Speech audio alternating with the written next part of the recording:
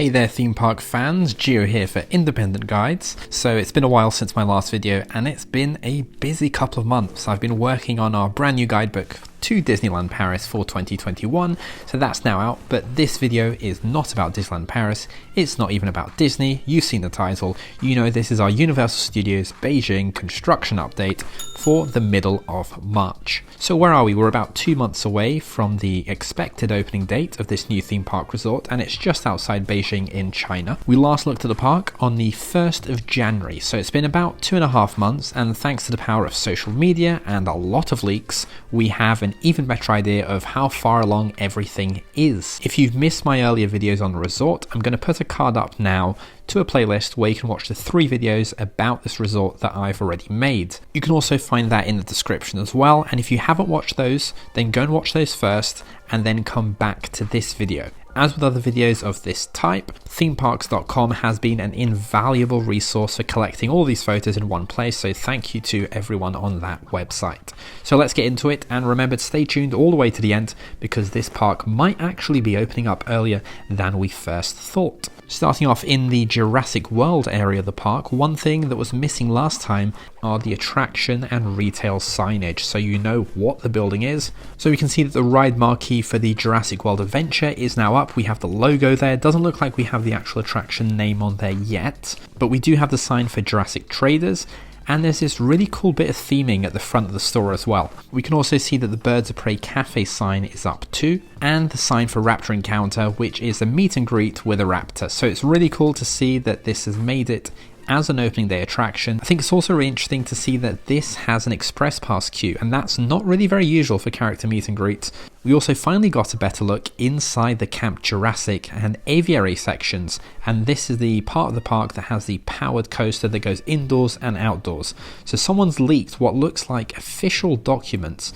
So these are for the signs in the area, and you've also got the schematics for the 2 levels of land, the ground and upper, and so you can see all the rock work, we can see these nets that you'll be able to walk on, the slides, there's bridges, and they even have the places where the different dinosaurs are going to be laid out throughout the area. And as well as these plans, we also have a new concept art of Camp Jurassic itself, and you can see the coaster there in the background. Over at Kung Fu Panda Land of Awesomeness, we have a look at the ride's loading area. So this is where they've been installing the pneumatic gates.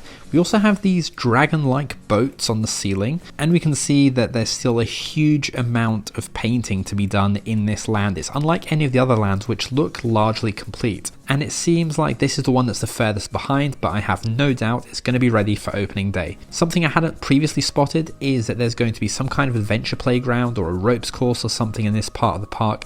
As we can see from this photo, that is a long way off from being finished, but it's not the most complex of attractions to put up either. The lantern spinning attraction here has also got the lantern balloon parts. These were missing back in January. And we can see that the themed queue fencing is up for the Lantern Flat Ride too. It looks like it's quite a long wait for a minor attraction. And here's another look at the spinning lantern ride with the work lights off and the show lights on. We'll get back to more updates from inside the park in just a second, but I just want to mention that outside the park, Universal CityWalk is basically done. They've had the lighting packages added in. It looks fantastic, it's really colourful, and it looks pretty much complete externally. And also the Universal Studios Grand Hotel, they've added some new fountains in the courtyard in front of it along this waterway. These are actually quite important because they give this part of the resort some kind of kinetic element. So it's good to see the water features here, and these are going to be water features that pretty much every single guest is going to see, because if they're coming from the parking garages, from the metro station, they'll be walking through CityWalk over this bridge here, and they will see the water fountains there to the right, and I think this will become quite a big photo spot actually. And speaking of this hotel, that's now finished as well, and it's been handed over to the operator who will be running it on behalf of Universal. Over in the park again, in the Wizarding World of Harry Potter, the Flying Forward Anglia car from Harry Potter and the Chamber of Secrets, this has made an appearance, and Universal's done a really good job of making it look worse for wear and battered. And here's an alternative look with the car just outside Hogwarts there. We also have the Butterbeer cart already in place. We can see that there's still heavy machinery moving through this area of the park though, so it's not finished. You can see the floor is still being protected in these photos. And lastly, I saw this photo here, and to me, it just looks really odd. Look at the force perspective. It looks really off in these photos The roof part of these buildings look enormous. I really don't think the forced perspective is working here. What do you think? Let me know in the comments. I think it might be because we have this white van in the photo and that's making it look odd. It's playing around with the perspective. But for me, it's just not working. Another thing that happened in these past couple of months is that at the end of January, Universal released its park app. And so now we actually know the English name of a few of the rides. So we know that that Jurassic Park roller coaster that I talked about earlier is called Jurassic Flyers.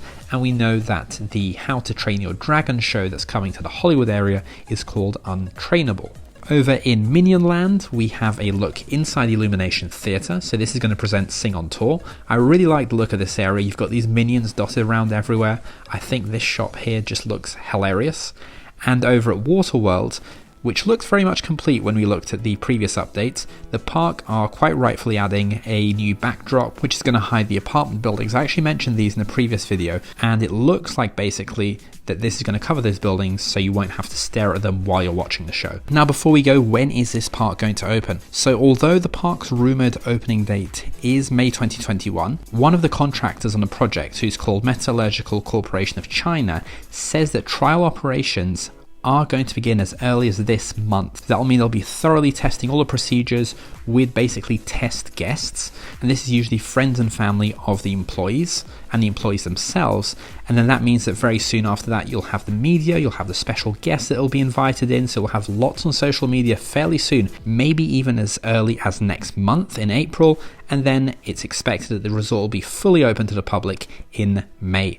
So that's it for this quick update. Please do like the video before you go. It's 100% free, costs you nothing, takes a second, and each like lets YouTube know that you're enjoying my content, and it helps to share it with people who aren't subscribed to the channel as well. Speaking of subscribing, do remember to hit the subscribe button. There's over 650 of us now, which is amazing. This is a small channel, and so each and every one of you, thank you so much. I'm going to be following this park right up to opening, and then in the future as well. So do subscribe if you haven't already to stay in the loop about everything that's coming.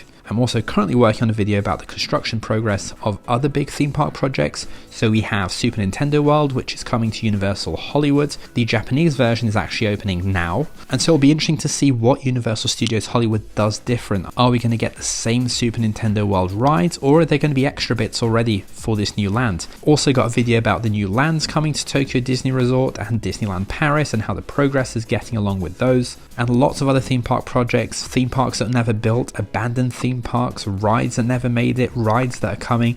So if you like Universal, Disney and theme park videos, make sure to subscribe.